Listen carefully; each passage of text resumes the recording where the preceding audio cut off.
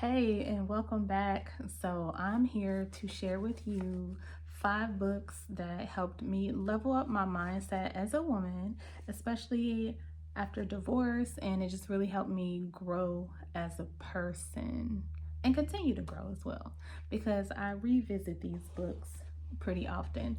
So, the first one is I'm going to dive right in. The first one is The Four Agreements by Don Miguel Ruiz. This one here is sat on my bookshelf. I purchased this from Five Below, and it literally sat on my bookshelf for probably I don't know if it was like 1 or 2 years. What a gem this is. I just decided to read it one day, and I just looked at it and I said, why haven't I read this yet? It's a quick read, it's very short. Um, Let me just read this. Oh my gosh, I'm so glad I did because this one here really just helped me with my mindset. It was packed with gems, and I wrote down the my greatest ones here. And the first one was to, master yourself through self-awareness. The second one was how your words are energy and how, death or life lie in the power of the tongue. Our words can tear down or build you up. And the third thing it taught me was, and this is one of the four agreements in here, and that is don't take anything personal. A lot of times people say things to us, they do things, and it really doesn't, it's never personal because everybody is always dealing with their own stuff, and it's more of a reflection of them and their consciousness and where they are.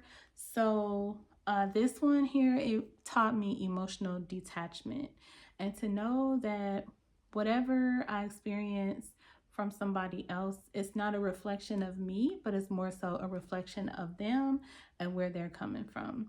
And this helped me a lot with my experience in my marriage, my divorce experience, as well as some things that I dealt with as a child, growing up feeling unworthy because of other people's decisions. But now I know, and it confirmed that, those things have nothing to do with me. And the last thing that I learned from this book is progress over perfection. And I think it's one of the agreements as well. Do your best. Do your best.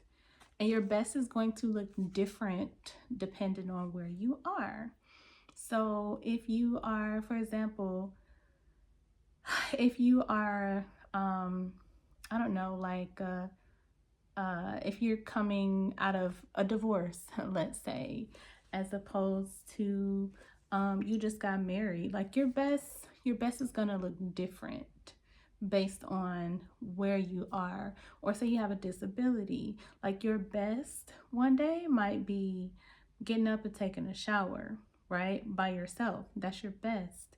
As opposed to if you don't have a disability, like we take that for granted, right? Being able to get up and just come and go as we please. A physical disability, I should say.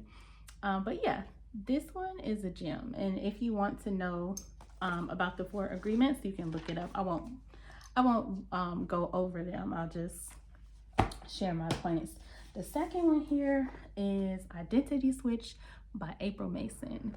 And April Mason is the feminine CEO. She has, to me, she has branded femininity. And I think she is like the go-to when it comes to femininity. And that's outside of like pink or speaking softly or, bubble baths and things like that. I think she has really packaged what true femininity is and living or balancing that side. Now, this one is about becoming the woman who gets what she wants. And as you can see on the photo, if you want to be if you want to become a different person, you have to be a different person. And she goes into a lot of things. And here she goes into your friendships, she goes into your habits, your mindset, she goes into your style. This is a very light read. And if you're an author and I have not marked up your book or, highlighted a lot of pages, it's not resonating with me. But this one definitely resonated. And let me tell you my key points from this one. Where is it? Oh, yeah. So this one, she just talks about aligned action. Like, for example, if I wanted to become a certain person, how would this person think? How would this person feel? How would this person act? What actions would she take? What are her habits? What's her environment like? And so, again, she tackles limiting beliefs, she tackles self-awareness, she tackles accountability, holding yourself accountable for being the woman that you are to become, because nobody's going to save you. It's up to us to, live the life that we choose, and we get to decide what type of woman we want to be on a daily, even moment by moment, we get to decide. So the next one that I have here is Lady Balls by Mina Arfan. And I have been a long time follower of Mina. I've followed Mina for probably like all the 10 years that she's been on YouTube. I have followed Mina like before she, I guess, got really popular.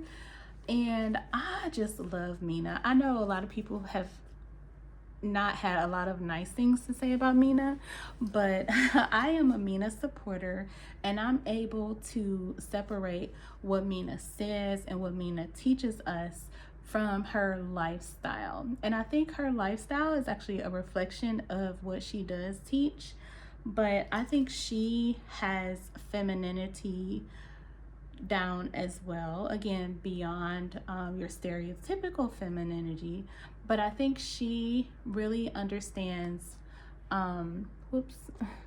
she really understands this at the quantum level. And I can tell because I read a lot of the same things, but I think Mina has a gift for breaking things down. And she has the 4 stages of consciousness, which are like the basic babe. Oh gosh, I forgot. I won't go in. You can look it up for yourself. But she has levels of consciousness. It's like I'm sorry. It's the basic babe, self-aware Barbie. I forgot the others, but it's in here. And the key takeaways from this book is feminine and masculine energy. I feel like she really understands this. I feel like a lot of people try to understand, or they try to explain this, and they don't really understand it.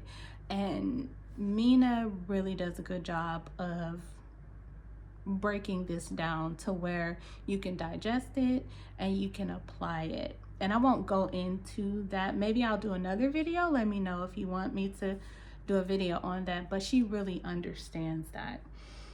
She goes into boundaries. She goes into limiting beliefs. And the boundaries part really spoke to me, because I feel like I was the same type of person that Mina was before, and that's why I resonated with a lot of her wounds, because I had been through a lot of the same things that she had been through. So that's why it resonated when she would share her story. Self-worth as well. Again, I shared with the last book, or the first book rather, it helped me with my worthiness. She dives into this as well. And she also teaches about balanced living, because again, balancing the feminine and masculine energy. We're not supposed to be like 100% feminine or 100% masculine. We have to balance those two, and I think she does a good job. And also, I love the title Lady Balls, because first of all, we don't have testes, right? But our power, the lady balls that she refers to, is our ovarian power, our power as a woman, stepping into, that power and owning that essence, which is why I think both of these really complement each other. All right. The next book I have here is Atomic Habits. And this one, I really, really, really love this one because it talks about change on just a teeny tiny level. Like, atomic is like super, super tiny. And it just talks about becoming 1% better every day. You do not have to make big changes to see big effects or big results. You just have to remain consistent. I'm filming, Mallory. Give me 1 second, please. Yeah, so you just have to you just have to remain consistent. And it talks about an ice cube, how ice cube is frozen solid at 32 degrees. So say, I don't know, it's 37 degrees, or I don't know, I mean, say the ice cube is at, like, I don't know, 20 degrees, right? And you keep heating it up, 20 degrees, 29 degrees, or I'm sorry, you keep going 20, 21, 22, 23, 24, 25, 26, and these increments look like that 1%, right? So he says that when you get so 29 to 30 doesn't make a difference, right? And like, you've been going from 20 by single increments up to 29. It's not making a difference. You keep chipping away at it, chipping away at it.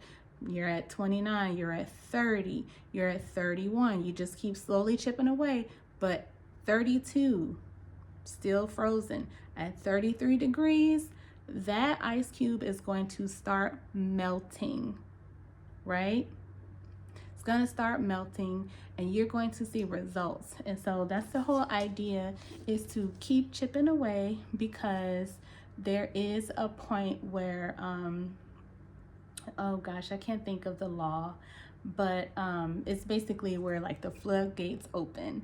So at 32 degrees, or 33 degrees, I should say, that's when that ice cube starts melting. But you're never going to get to that point unless you keep consistency going. 1% every day. That's where you're going to see the big changes.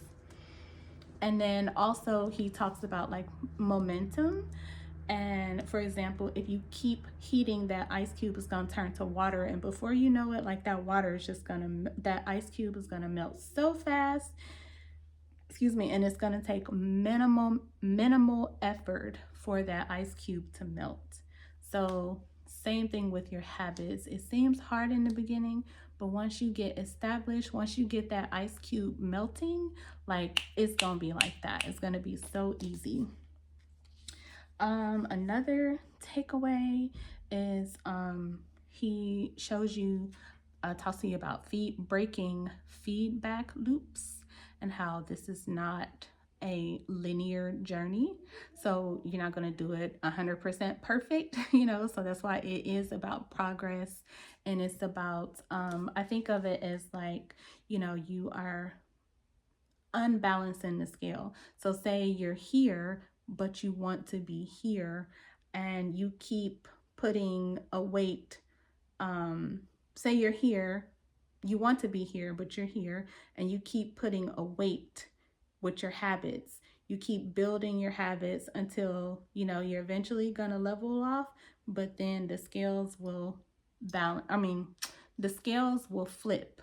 And that's when you are, getting rid of your negative habits and replacing them with more efficient, more better habits, I should say, that serve you and, propel you towards the life that you desire, or the habits that you want to establish. And so just know that, you're going to oscillate back and forth. It's never going to be perfect, but you just have to keep practicing that habit. Just like you learn to ride a bike, you practice, or you learn to skate, you practice. You're going to fall down, you just get back up and keep going. And you don't throw the baby out with the bathwater, how some of us do, come January 1st, and we're like, oh, I'm gonna start this habit, I'm gonna go to the gym, and like it's January 22nd, like by now, like everybody's already quit. So, one important thing is identity based habits that he talks about. And I think this kind of correlates with April Mason's identity switch. And he mentions the identity based habits, and he gives the example of a smoker. And if you are trying to quit smoking and someone offers you a cigarette, instead of, there's a difference between saying, oh, I'm trying to quit, versus I'm not a smoker. So if you take on the identity of a non smoker, then that habit is easier for you to cultivate. So I love that. That one really spoke to me. And yeah, the last thing, which I mentioned already, consistency over perfection. The last one I have here is Joe Dispenza's Breaking the Habit of Being Yourself. Oh my goodness. This one here, like, I would spend hours, like, I would read this book and like hours would pass. I found myself just so into this book. And um, first of all, I am fairly new to Joe Dispenza's work. I heard his name, and I just never really dove into it. But for some reason, I just decided to get this book, and I think this is his second book. But oh my goodness!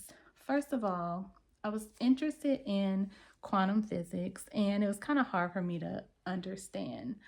But oh my word, like he breaks it down in this book, like the quantum world, the double slit experiment. If you're into that kind of stuff, he breaks it down to layman's terms. And this is one of those books where it's redundant, but not in an obnoxious kind of way.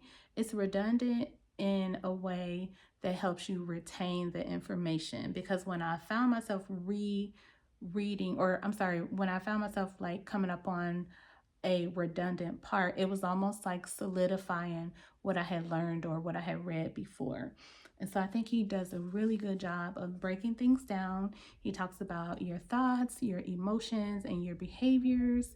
He talks about how your brain, um, he talks about your brain wiring, like neuroplasticity, and how we actually can rewire our brain. He talks about survival versus creation. For example, if a lion is chasing us, our body gets filled up with those hormones and energy that we need to run away from that lion, right?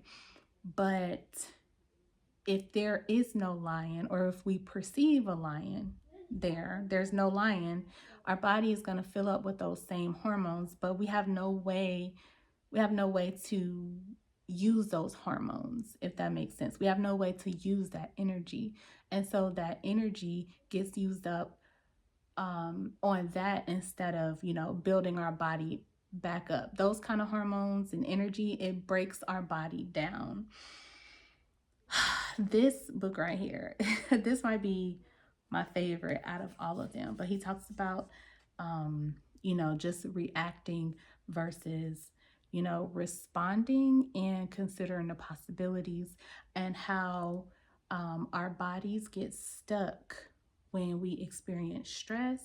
It's because we are remembering something from the past, which is stored in our bodies, or we are anticipating something in the future, and it may or may not happen, but we actually feel it in our bodies. So really good stuff. He has like some meditations in here, and I've done the meditations, and I have had a good experience with them, but it is a bit sciencey. But again, I think that he breaks it down into layman's terms where it helps you understand. But it talks about waves and particles and the quantum model. He talks about matter and energy.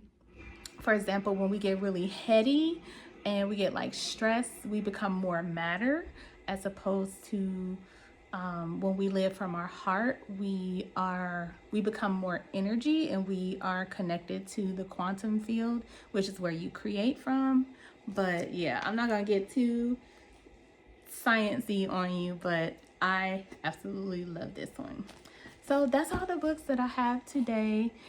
Please let me know, have you read any of these books, and tell me your thoughts. Um, and maybe I will do a video on some popular books that I read that didn't really speak to me. Maybe I'll do that. But let me know in the comments, have you read any of these books? And if you haven't, tell me what book has helped you the most on your growth journey. So I'm Jewel here reminding you of the gem you are, and take care.